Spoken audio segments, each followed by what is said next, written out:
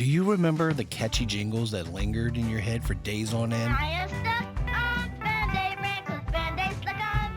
The bulky rotary phones that took forever to dial? Or maybe even Saturday morning cartoons before streaming came along? The 1970s were filled with bell-bottoms, vinyl records, and simpler times that shaped an entire generation.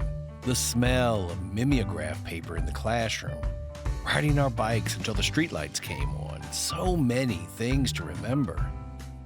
So join us as we travel back to the 70s and relive the moments that made those growing up years in this decade memorable. Saturday morning cartoons and cereal. As children in the 1970s, there weren't many options as far as entertainment was concerned on television. But when it came to Saturday mornings in the 70s, that was every child's moment to shine. Saturday mornings were not just weekend mornings, they were occasions. Think about it. There was no school, no obligations, just you, a big bowl of Fruity Pebbles, Captain Crunch, Sugar Smacks, or Count Chocula, and a lineup of cartoons so good, it was like they were made just for you. For every child, it was the same experience. You would get out of bed, still in your pajamas, and pour yourself a mountain of cereal. A ridiculous amount, actually, because this was the 70s. The only rule was more is better. After that, you would plop down in front of that large, clunky television, and nothing else mattered for the next few hours of cartoon glory. Now, here's the best part. The cartoons of that time are what we call classics today. From Scooby-Doo and the gang in Scooby-Doo, Where Are You?, to the far-off world where robots did our chores and the cars flew, in the Jetsons. And there was the unforgettable crime-fighting karate master Hong Kong Phooey, and, of course, everyone's favorite, the Batman. If you were lucky, you got to catch Bugs Bunny, Daffy Duck, Wile E. Coyote, and the whole gang as Looney Tunes, Fat Albert, and Super Friends turns your morning to noon. And just like that, it was all gone, and the boring adult shows took over. Back then, this was your signal to go grab your bike and make some real adventures. In more ways than one, Saturday cartoons were not only a way to unwind, they were a culture. They were what playground story time was based on. And they were a way to punish every kid who messed up during the week. But what was your favorite show? Let us know in the comments section below. Rotary phones and the art of the long-distance call. Okay, so it goes without saying that 70s kids didn't have iPhones and iPads to keep in touch, but what they did have were these. There was none of the tap-tap, instant dial stuff that we have today. No, if you wanted to make a call in the 1970s, you had to earn your stripes. To do so, you'd slide your finger into the right hole, crank that dial all the way around, and with a whir, let it spring back to place. And you have to be careful because heaven forbid you mess up a digit, because then guess what? You'd have to start all over.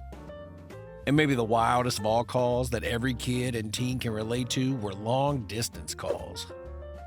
Those were as prestigious as heading to church on an Easter Sunday. You didn't just pick up the phone and call Aunt Linda across the country on a whim. No, sir. You planned that call, sometimes even a few days out, because you were trying to make sure you had caught a discounted rate in the evening. So families would gather around, knowing they had a few precious minutes before the bill was through the roof. Speaking of through the roof, calls were indeed pricey. A 3-minute phone call could cost you nearly $1, which sounds insignificant now, but was a lot then. So you had to keep your calls brief. None of this "how's the weather" business, you just went right into it. That's why the call was special. When you heard the long distance ringing, your heart skipped a beat. Someone on the other end of the line had spent money to hear your voice, and that's something. But what do you think? Did this kind of call hold more weight, or am I remembering wrongly? Iconic toys and games. When it comes to games and toys nowadays, most kids are getting a PlayStation, an iPad, or some really nice toy guns. But back in the 1970s, games and toys were honestly no different than magic. For kids of the 70s, it was simple. You saw the movie or cartoon, you got the toy, then you went completely nuts. So if, for instance, you happen to be that lucky kid who saw Star Wars in the theater, then you would, of course, need to get the action figures. Luke, Vader, Han Solo, whatever. They were small, simple, but my goodness, they brought the galaxy right into your bedroom. Every kid on the block had a lightsaber duel with their friends in their living rooms. No ifs, ands, or buts about it. Of course, not every toy was related to a movie or cartoon. Some toys were pure genius. Like the Rubik's Cube today, where it's more of a sport than a toy. Back in the day, this simple little puzzle turned into an obsession. But if the Rubik's math wasn't your style, then there was the Light Bright for all the little Picassos of the time. The Light Bright was a game where you'd stick tiny glowing pegs into a screen, and suddenly, boom, you had a masterpiece. And if that wasn't your style, well, there was the Pet Rock. Yes, a rock that you bought as a pet, and we loved it. Toys back then weren't just playthings, they were memories, and we made the best of every single one. But toys weren't the only things around, because you could always head down to your second home with all your best buds and have a blast. I'm talking about the arcade. Pac-Man, Space Invaders, and Asteroids ruled the scene, gobbling quarters as kids lined up for high scores. The flashing lights and beeping sounds were pure electric magic. Now, while toys and arcades made the world seem a whole lot more fun, what truly made the 70s so great was the beginning of gaming consoles. And if you think people go crazy for them today, then you haven't seen a 70s Christmas unboxing.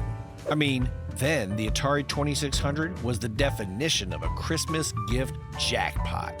It had it all.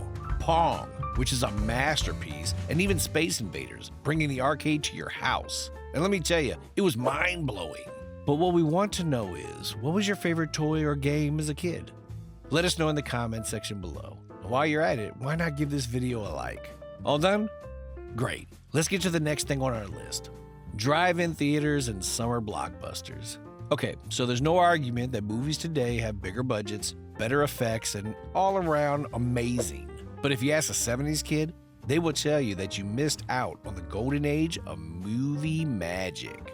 And that was drive-in theaters. See, drive-in theaters weren't just a way to watch movies, they were an experience. Families packed into station wagons, couples snuggled in convertibles, and little kids in pajamas played under the huge movie screen before the show. The air smelled of popcorn, fireflies danced in the evening darkness, and the projector blinked to life as the sun faded. It was pure magic. And for many, the magic didn't stop there. Teens got their first kiss here. Kids met their crushes, moms and dads rewound, and the whole thing simply felt peaceful as everyone got dragged into horror movies like the Texas Chainsaw Massacre, Blood and Lace, or action-packed movies like Walking Tall. But that was just the beginning, because then came summer blockbusters. And let's just say there was something for everyone. 1975's Jaws frightened all of us away from the water, while 1977's Star Wars blasted us off into a galaxy far, far away. These films were not mere movies, they were events. The drive-in played these hits under the stars. Experiencing a shark attack or a space battle from your own car? There was nothing like it. So what was your best drive-in movie? Fashion trends. Fashion has always been a bit weird, but the 70s took things to brand new heights. See, in the 1970s, fashion was more than just clothing. It was a viewpoint. I mean, bold colors and patterns were everywhere, and every look screamed self-expression. Couples went all in on coordinating outfits, not just matching shirts, but full sets of denim together, or identical printed shirts. And if that was not enough, everything had tendency to blur the binary aesthetic lines. It was madness. Women were wearing men's tailored suits, while men were not afraid to wear flowy fabrics, deep V-neck, and maybe just a little glitter. And oh my God, the colors. The 70s had no chill when it came to color. If you weren't sporting a loud color like mustard yellow, emerald green, and maybe even orange, you weren't doing it right. Everybody was sporting bell-bottoms and matching platform shoes, which had the added advantage of making even people who were 4 feet tall feel like 10 feet tall. Disco fashion was everywhere in nightlife. People rocked sequin blazers and satin shirts, complemented with transition and wrap dresses, and tie-dye somehow wasn't gone. In fact, it fits perfectly with the whole psychedelic groove. The 70s were not just a decade, it was honestly a vibe. But if you could bring back one of its looks, which would you bring back? Why not share it in the comments section? And while you're at it, give the video a like and subscribe for more nostalgia. All done? Groovy. Let's go on. Freedom to roam and streetlight curfews. For the 70s kids, perhaps one of the greatest cultural shocks today is how everyone is so obsessed with being inside. Back in the good old days, kids didn't just play outside, they lived outside. From sunrise to sunset, and from sunset to streetlights, the entire world was one big adventure that didn't need a schedule or supervision. 70s kids would get on our bikes, race through neighborhoods, and roam wherever their curiosity took them. To them, empty lots as battlegrounds, creeks as treasure hunts, and playgrounds were massive kingdoms to protect. And there were no cell phones, just trust. Parents trusted the kids to figure it out, and they trusted that someone's mom would have a Band-Aid if the adventure went sideways. The only real rule was the streetlight curfew. The second that light flickered on, it was time to pedal home as if your life depended on it. If you were late, you just knew you were getting a lecture. Today, kids have apps and GPS trackers. Back then, they had scraped knees, secret forts, and a neighborhood full of parental guidance. Which do you think was better? The 1970s were not just a time period, they were a whole feeling. Saturday morning cartoons, drive-in movies, and rotary telephones. Everything seemed like an experience. No instant gratification, no convenience, just plain, simple fun. Now, it's your turn. What is one thing that you would bring back from the 70s? Let's keep that nostalgia conversation going to the comments. And if you love nostalgia as much as we do, don't forget to like, subscribe, and ring that notification bell for more trips down memory lane. Until next time, let's keep the nostalgia alive.